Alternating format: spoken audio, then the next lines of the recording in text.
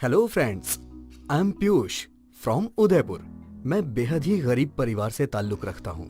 मेरे घर में मेरे अलावा 6 भाई बहन और भी हैं। मेरा जन्म भी अन्य भाई बहनों की तरह उदयपुर की खूबसूरत वादियों में हुआ था। उदयपुर बहुत ही खूबसूरत और शांत वातावरण वाला शहर है। यूं तो पूरे वर्ष भर यहाँ पर्यटकों का जमावड़ा लगा रहता है, लेकिन बारिश का मौसम यानी जुलाई अगस्त का महीना यहाँ पर्यटकों को लुभाने का कुछ ज्यादा ही काम करता है। उदयपुर पहाड़ी इलाका है और यहाँ जो भी पर्यटक स्थल बने हैं वो ज्यादातर पहाड़ियों पर ही बने हैं। मेरे पिताजी इन्हीं पर्यटकों को पहाड़ी पर ले जाने और ले आने का कार्य करते थे। पिताजी तांगा चलाया करते थे। हमारे परिवार की आय का एकमात्र साधन बस तांगा ही था। परिवार के 9 लोगों का पेट भरना अकेले तांगे की आय के बाहर की बात थी, लेकिन जैसे तैसे घर चल ही रहा था। जब काम ढीला सा पड़ता दिखता तो माँ बड़े घरों में जाके काम कर लिया करती थी। ऐसी स्थिति में पढ़ने लिखने का तो सवाल ही नहीं था। हम सारे भाई बहन सरकारी स्कूल में 1 या 2 दर्जे से ज्यादा नहीं पढ़ पाए थे। पूरे परिवार में एकमात्र मैं ही था जो चिट्ठी पत्री बांच लिया करता था, नहीं तो कोई चिट्ठी पत्री भी नहीं बांच पाता था। मुझे कहानियां पढ़ना बहुत पसंद था। जब मैं पिताजी के साथ तांगा चलाना सीख रहा था तो कोई घुमंतु बहुत बार अखबार हमारे तांगे में ही छोड़ जाया करता था। मैं पूरे अखबार को बड़े चाव से पढ़ा करता था। हालांकि मुझे देश दुनिया के बारे में कोई जानकारी नहीं थी, लेकिन फिर भी मैं उन अखबारों में बहुत ज्यादा रुचि रखने लगा था। अब तो मुझे हर रोज मजा आने लगा और मैं आदी सा हो गया था अखबारों का। मेरे पिताजी मुझे डांटने लगे थे कि हम लोगों का क्या लेना है इन खबरों से, लेकिन मैं पिताजी की नजरों से छुपकर पढ़ने लगा। हर रोज नई नई खबरें मेरा मन मोहने लगी थी। जिस दिन कोई अखबार छोड़कर नहीं जाता था तो मुझे खरीदना होता था, लेकिन इतने पैसे मेरे पास नहीं होते थे। फिर एक दिन मुझे एक उपाय सूझा कि क्यों ना मैं अखबार बेचने शुरू कर दूं। इससे मुझे 2 फायदे होने थे। एक तो मैं कमाई कर सकता था और दूसरा मैं कई तरह के अखबारों को रोज पढ़ सकता था। जब ये प्रस्ताव पिताजी के सामने रखा, पहले तो वो नानुकुर करने लगे, लेकिन फिर वो जल्द ही मान गए। शायद भगवान को ये मंजूर था और हमारा अखबार वाला काम तांगे से ज्यादा कमाई का हो गया। मेरे साथ ही मेरी 2 बहनें भी अखबार बेचने लगी।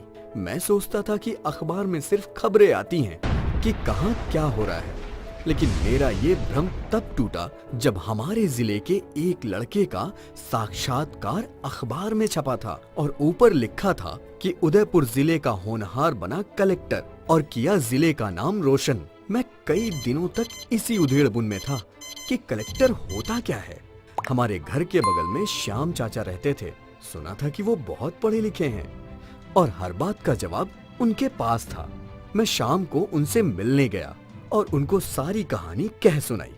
उन्होंने मुझे हर बात अच्छे से समझाई और ये भी कहा कि तुम भी बन सकते हो कलेक्टर। ये बात मेरे जहन में उतर गई और उस रात मैं सो नहीं सका। बस कलेक्टर बनने के सपने बुनता रहा। बहुत जिद करने पर मुझे दोबारा स्कूल में दाखिला दिलाया गया। मैं बस अपने लक्ष्य को ध्यान में रखकर पढ़ाई करता रहा। 10वीं कक्षा में पूरे राजस्थान राज्य में 5वां स्थान प्राप्त किया था मैंने। पहली बार खुद को अखबारों में देखा तो दिल बाग बाग हो उठा। पूरे गांव में खबर फैल गई थी, रामलाल का बेटा अखबारों में आया है। जब ये बात श्याम चाचा को मालूम हुई तो उन्होंने किसी के द्वारा मुझे उपहार भेजा, जिसमें एक पत्र के साथ साथ 11वीं और 12वीं की पुस्तकों का सेट भी था। पत्र में ये लिखा था कि वो मुझे कलेक्टर बनता देखना चाहते हैं और आगे की पढ़ाई का पूरा खर्च वो उठाएंगे। मैं उनके इस सहयोग से बहुत खुश हुआ और सबका आशीर्वाद प्राप्त कर आगे की पढ़ाई करने शहर चला गया। मैं 12वीं में भी अच्छी रैंक हासिल करने में कामयाब रहा। जब ये बात फिर से श्याम चाचा को मालूम हुई तो उनका एक और पत्र मिला कि मैं आगे की पढ़ाई करने दिल्ली पहुंच जाऊं। मेरे रहने का इंतजाम हो चुका है। मैंने स्नातक में एडमिशन के साथ सिविल सेवा की तैयारी शुरू कर दी थी। स्नातक पूरा होने पर मैं परीक्षा में बैठा, लेकिन परिणाम असफल रहा। मुझे लगने लगा था कि मैं श्याम चाचा से नजरें नहीं मिला पाऊंगा। दूसरी बार परीक्षा में बैठा और साक्षात्कार से निकलकर आ गया। मुझे कुछ सूझ ही नहीं रहा था। मैं टूट चुका था। मैंने श्याम चाचा को पत्र लिखा और माफी मांगी। मुझे 15 दिन तक भी उनका कोई पत्र नहीं मिला, तो मुझे लगने लगा कि शायद वो भी टूट चुके हैं और मैंने वापस आने की तैयारी कर दी। अगले दिन सुबह की ट्रेन थी और मैं जल्दी सोना चाहता था, और जैसे ही मुझे हल्की नींद आई तो दरवाजे पे किसी ने कुंडी बजाई। मैं रात को किसी के आने की उम्मीद नहीं कर सकता था। मैंने जाकर दरवाजा खोला तो सामने श्याम चाचा को देखकर हक्का बक्का रह गया। मैं श्याम चाचा के पैरों में गिर गया और रोने लगा। वो मुझे उठाए और अंदर ले आए। उन्होंने मुझे बाहों में भर लिया और ढांढस बंधाया। वो पूरी रात मुझे असफल और सफल लोगों की कहानियां सुनाते रहे। उन्होंने मुझे दिल्ली में रहकर फिर से मेहनत करने की सलाह दी। वो मुझे कलेक्टर बनाना चाहते थे। अब की बार मैंने फिर से कोशिश की और पूरे राजस्थान में 3rd रैंक प्राप्त की। हर अखबार में मेरा फोटो था। बहुत खुश था मैं। गांव पहुंचा तो ढोल नगाड़ों से मेरा स्वागत किया गया। श्याम चाचा भी बहुत खुश थे। पूरे गांव में जश्न का माहौल था और मैं अपने अतीत को याद कर रहा था। ऐसे ही चौंकाने वाली सच्ची हिंदी कहानियों के लिए चैनल को सब्सक्राइब और लाइक जरूर करें। प्लीज न्यू अपडेट्स के लिए बेल आइकन को प्रेस करना ना भूलें। अगर आपके पास कोई भी अनुभव या ऐसी सच्ची कहानी है तो प्लीज कमेंट में जरूर शेयर करें।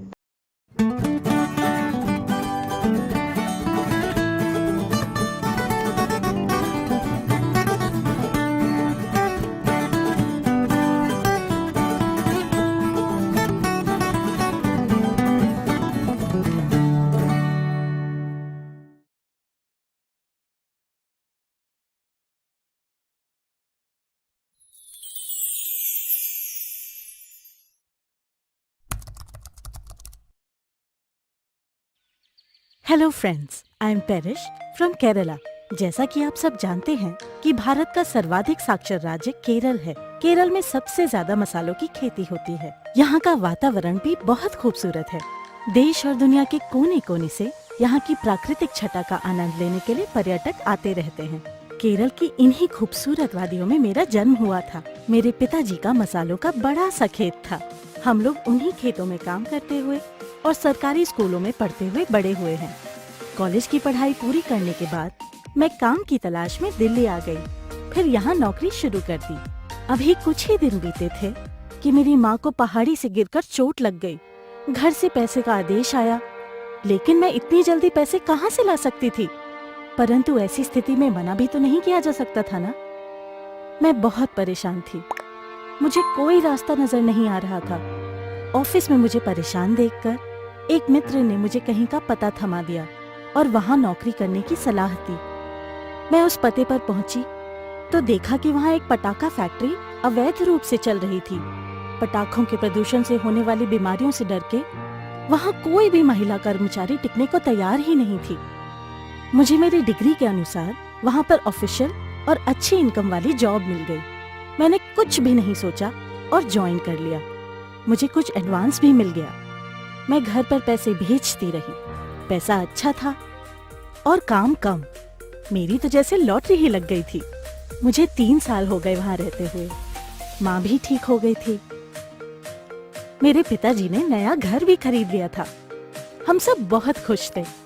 वीकेंड में घूमना फिरना, दोस्तों के साथ मजे करना, ये सब मेरी आदतों में शुमार हो गया था। अब तो मानो जिंदगी जन्नत सी हो गई थी। मुझे नौकरी खोने का डर भी नहीं था, क्योंकि वहाँ कोई टिकने के लिए तैयार ही नहीं था। एक दिन मुझे हल्का सा बुखार हुआ तो मैं चिकित्सक के पास गई। चिकित्सक ने मुझे दवाई दे दी। मैं दवाई लेती रही। बुखार तो ठीक हो गया, लेकिन खांसी बढ़ती ही जा रही थी। मैं गांव आ गई, लेकिन खांसी में आराम ही नहीं हुआ। मेरे पिताजी ने मुझे घर में बनाई हुई औषधि दी। उससे थोड़ा सा आराम मिला। तब तक मेरी छुट्टियां खत्म हो गई और मैं दिल्ली वापस आ गई। यहाँ आते ही खांसी ने पहले से भी ज्यादा विकराल रूप ले लिया। चिकित्सकों ने चेकअप करने की सलाह दी। चेकअप की रिपोर्ट ने तो मेरे होश ही उड़ा दिए। मुझे टीबी के साथ अस्थमा भी हो चुका था। मुझे तुरंत पटाखा फैक्ट्री से जॉब छोड़ने की चेतावनी चिकित्सकों ने दी। मेरे पास कोई दूसरा रास्ता भी नहीं था। मैंने जॉब छोड़ दी। अब मैं केरल वापस आ गई। मेरी तबीयत दिन ब दिन बिगड़ने लगी। हर रोज मेरा मेडिकल खर्च बढ़ता ही जा रहा था। पूरे परिवार की कमाई अब मेरी बीमारी में जा रही थी। जो भी जमा पूंजी थी वो भी अब खत्म होने लगी थी। अब मेरी हालत गंभीर होती जा रही थी, जिसके कारण मुझे हॉस्पिटल में एडमिट होने की स्थिति आ गई थी। अब हॉस्पिटल का और भी खर्च बढ़ गया था। हमारा घर भी बिक गया। माँ के गहने भी गिरवी चले गए, लेकिन मुझ में कोई खास सुधार नहीं हुआ। मेरे परिवार वाले हारने लगे थे। उनके पास अब कुछ भी नहीं बचा। यहाँ तक कि जो भी कमाते थे सब मुझ पर ही लगा देते। खुद खाने में भी कमी करते थे। नया कपड़ा तो कोई खरीदने की सोचता भी नहीं था। पता नहीं कब से घर में कोई नई चीज नहीं आई थी। मुझे पटाखा फैक्ट्री में नौकरी करने का बहुत पश्चाताप हो रहा था। अपने पहले वाले दिनों के बारे में सोचकर अब मुझे रोना आता था। मेरे वो मजे मस्ती वाले दिन अब शायद कभी लौट कर नहीं आएंगे। बीमारी से ज्यादा मुझे चिंता खाए जा रही थी। अब तो स्थिति ऐसी हो गई थी कि बेड से उठना भी मेरे बस के बाहर था। मेरी जिंदगी नर्क बनती जा रही थी। लेकिन कुछ दिन बाद थोड़ा सुधार हुआ और मैं अपने आप उठकर बैठने लगी। फिर धीरे धीरे उठने भी लगी थी। अब कुछ उम्मीद सी बंधी और मुझे हॉस्पिटल से छुट्टी मिल गई। सालों बाद आज मैं अपने घर आई थी। थोड़ा सा सामान्य जीवन जीने लगी थी। मेरी दवाइयाँ अब भी चल रही थी। एक दिन माँ और पिताजी आपस में बात करके रो रहे थे। मैंने थोड़ा सा ध्यान दिया तो सुना कि अब वो लोग मेरी दवाइयों का खर्च नहीं उठा पाएंगे, क्योंकि मेरी दवाई का खर्च रोज 15,000 रुपए यानी 55 लाख रुपए वार्षिक खर्च था। ये सुनकर मेरी रूह कांप गई। मुझे फिर से वही समय याद आने लगा जो हॉस्पिटल में गुजरा था। लेकिन मैं मजबूर थी और कुछ कर भी नहीं सकती थी। अब की बार तो मुझे अपने जिंदा रहने के चांस बहुत ही कम नजर आ रहे थे। मैं बहुत परेशान थी। अगले दिन हॉस्पिटल जाना था। मैं वहां गई और डॉक्टर से बोली कि मुझे इच्छा मृत्यु चाहिए। डॉक्टर्स ने मुझे समझाया और 3 दिन बाद फिर बुलाया। 3 दिन बाद मैं दोबारा हॉस्पिटल गई तो मुझे वार्ड बॉय ने आयुष्मान भारत योजना के बारे में बताया, जिसके तहत मुझे 1 वर्ष में 5 लाख तक का इलाज मुफ्त मिल सकता था। लेकिन 55 लाख की राशि में 5 लाख की राशि बहुत कम थी। फिर भी कुछ उम्मीद सी जगी और मैंने आयुष्मान कार्ड के लिए अप्लाई कर दिया। ये बात घर आकर बताई तो थोड़ी सी चमक सबके चेहरों पर आई। लेकिन बाकी की राशि का इंतजाम नहीं हो सकता था। लेकिन अब मुझे उम्मीदों के बादल नजर आने लगे थे। 1 महीने का खर्च आयुष्मान स्कीम से मिलना उम्मीदों के पुल को मजबूती प्रदान करने जैसा था। फिर मैं हॉस्पिटल के स्टाफ हेड इंचार्ज से मिली तो मालूम हुआ कि हॉस्पिटल की कुछ शर्तें पूरी करने पर 25% डिस्काउंट मिल जाएगा। हमने हॉस्पिटल के सभी मानक पूरे किए और हमारा 25% का डिस्काउंट पास हो गया। 55 में से अब करीब 18 लाख की राशि की रिलीफ मिलने से कुछ और राहत मिल गई थी। लेकिन 37 लाख की पहाड़ जैसी राशि अभी भी हमारे लिए बहुत ज्यादा थी। फिर मुझे किसी ने एक एनजीओ के बारे में बताया जो गंभीर और लाइलाज जैसी बीमारी से पीड़ितों के इलाज का कुछ खर्च उठाया करती थी। मैंने उस एनजीओ से संपर्क किया तो उन्होंने 20 लाख रुपए का खर्च मेरे इलाज के लिए 1 वर्ष में करने का जिम्मा लिया। अब तो 17 लाख वार्षिक यानी लगभग 4,800 रुपए रोजाना का खर्च हम लोगों पर था, जो कि हम लोग मुश्किल से ही सही लेकिन कर सकते थे। धीरे धीरे अब मैं फिर से नौकरी करने योग्य हो गई और केरल में ही नौकरी ज्वाइन कर ली। अब मैं अपने इलाज का खर्चा खुद उठा रही हूँ और पहले से सामान्य जीवन जी रही हूँ। शायद वो मेरी परीक्षा की घड़ी थी जो अब टल चुकी है। ऐसी ही चौंकाने वाली सच्ची हिंदी कहानियों के लिए चैनल को सब्सक्राइब और लाइक ज़रूर करें। प्लीज़ न्यू अपडेट्स के लिए बेल आइकन को प्रेस करना ना भूलें। अगर आपके पास कोई भी अनुभव या ऐसी सच्ची कहानी है तो प्लीज़ कमेंट में ज़रूर शेयर करें।